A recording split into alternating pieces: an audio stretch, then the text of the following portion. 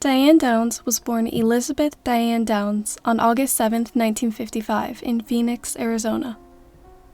Immediately upon researching this case, I got huge Chris Watts vibes. The similarities are insane, so let's get into it. At the age of 14, Diane started a relationship with Stephen Downs, who is 16. After high school, Stephen joined the Navy, and Diane went to Bible college. She was later expelled for promiscuity. Diane and Stephen got married in 1973 when Diane was just 18. Their relationship was rocky from the beginning. They would argue frequently, especially about Diane's cheating. In 1974, the two had their first child, Christy. The following year, she had another child, named Cheryl. In 1978, the couple moved to Arizona. Diane was still frequently having affairs, and as a result of the affairs, she had another child by someone else, this time a boy named Danny. Stephen clearly didn't like this, but he decided to raise Danny as his own, even though he was not the father. He knew he wasn't the father because he had had a vasectomy after the birth of his two daughters. I believe Diane needed constant attention and admiration, as most narcissists do. Diane could not stop cheating and having children. Stephen eventually couldn't take it anymore, and he divorced her in 1980. After their divorce, Diane dated a number of men, most of whom were married. She even attempted to become a surrogate mother at some point, and this process required a mental health evaluation. Diane took the evaluation, and the psychologist determined that she was psychotic. Keep this in mind, she's already a mom to 3 children, and that is just terrifying. 1981. Diane somehow gets accepted into the surrogacy program, despite her being clinically insane. This is just negligence by the company. But she was pregnant for 9 months and gave birth. She was paid $10,000 for this.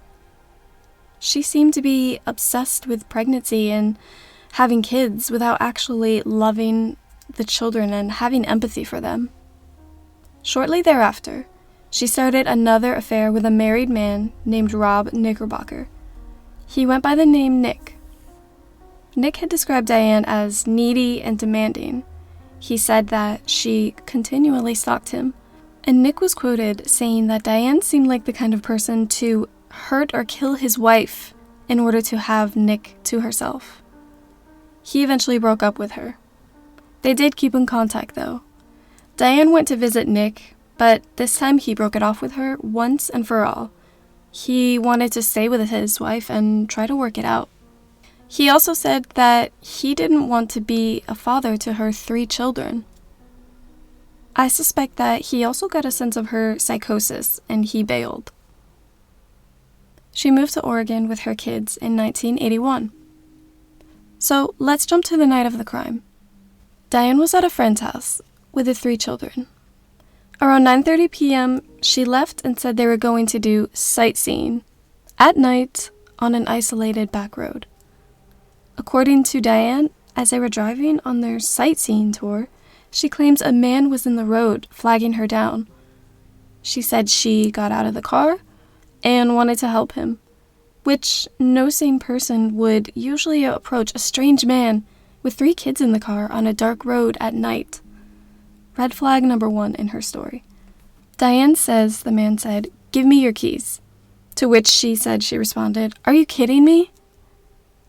Apparently, there was a scuffle involving the keys, and this is when the man supposedly went up to the car and shot her 3 children and then shot Diane in the arm, conveniently. Adding to the strangeness of this story, Diane claims she remembered the song "Hungry Like the Wolf" was playing on the radio. This doesn't really have any significance, and it's just odd that she even brings this up. Diane claims she then drove wildly to the hospital, speeding like crazy. I'll play an interview soon with Diane where she recounts her story of the night of what happened. Out, I guess, sightseeing, I guess you'd say. And the kids got tired. They fell asleep in the car, so I decided to just head on home. But I saw a road I hadn't been on before. We like to take back roads. and just went down that road. And there was a guy standing in the road, flagging me down, so I stopped. Everything was done in a matter of 5 or 10 seconds. He swung himself around and fired twice. One caught me in the arm, the other one I went off somewhere. Danny cried the whole way. I could hear him softly just moaning, and Christy was dying. God, all the blood, all the pain. Emotionally, she was flat. I kept trying to tell Detached. her to roll over so she wouldn't choke on the blood, and it didn't dawn on me at the time that the blood was coming from her lungs. Her behavior was not anything that you would expect for a mother who'd gone through this. And as I say, she may be the only one to get me out of this. Would I have brought her to the hospital? Wouldn't she be the one that I would make sure is dead? There are too many holes in it. If I had shot my own children, would I not have done a good job of it? Why would I have taken my kids to the hospital? Wouldn't I have made sure they were dead and then cried crocodile tears? That's insane to think that I would do such a thing and then bring the witnesses in against myself. That's crazy. When I go to bed, I cry at night. Even now, I still cry. I dream about Cheryl. But at night, when I close my eyes, I can see Christy reaching her hand out to me while I'm driving, and the blood just keep coming out of her mouth. And that, maybe it'll fade too with time, but I don't think so. That haunts me the most. But what of Downs' fourth child, the baby about to be born? I'd like to see him try to take this baby from me, and how? I got pregnant because I miss Christy, and I miss Danny, and I miss Cheryl so much. I'm never going to see Cheryl on earth again. And you can't replace children, but you can replace the effect that they give you. And they give me love, they give me satisfaction, they give me stability, they give me a reason to live and a reason to be happy, and that's gone. They took it from me. But children are so easy to conceive. Sadly, by the time she arrives at the hospital, one of her daughters, Cheryl, is already gone. Her other 2 children are clinging to life. Police thought there was some serial killer on the loose who just attempted to murder women and children. But that quickly faded. Diane arrived at the hospital and she had a towel on her wounded arm. She didn't even bother to wrap up her children's wounds. Her daughter Christy was bleeding out and she had a stroke due to her wounds. Her son Danny was paralyzed. The hospital staff described Diane as cold, emotionless, and calm. They noted that they never saw her cry. Diane said that this incident had ruined her vacation, had stained her car, and also told the doctor that she knew Christy was brain dead and that she wanted him to pull the plug. This doctor asked the judge to appoint himself and another doctor as Christy's guardians, and the judge approved his request. This speaks volumes. The detectives knew what they were doing, though, and soon they focused on Diane as the primary suspect of this crime. And Diane has been very vocal from the beginning. She does multiple interviews, and they are just bizarre. This is when police ask Diane to do a reenactment of what happened the night of the crime. And it was filmed. Like that. I got in the car, jumped in, put the keys in. I just hit my cast. Started the car and left. The car door shut itself. God. She was giddy, she laughed, she cracked jokes. I mean, she's reenacting the gruesome shootings of her 3 children.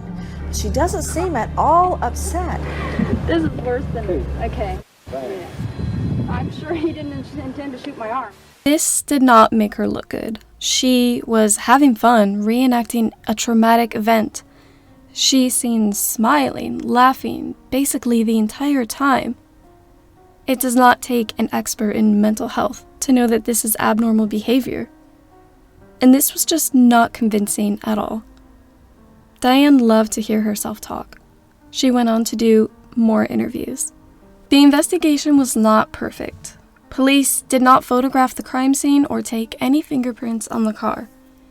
They solely focused on Diane due to her abnormal behavior. They said she is not a grieving mother, and they noted that she would often laugh at inappropriate times. She also couldn't stick to one story. In one version, she states that the man knew her name. At first, she said she didn't know the man. Then she says she knew exactly who did this.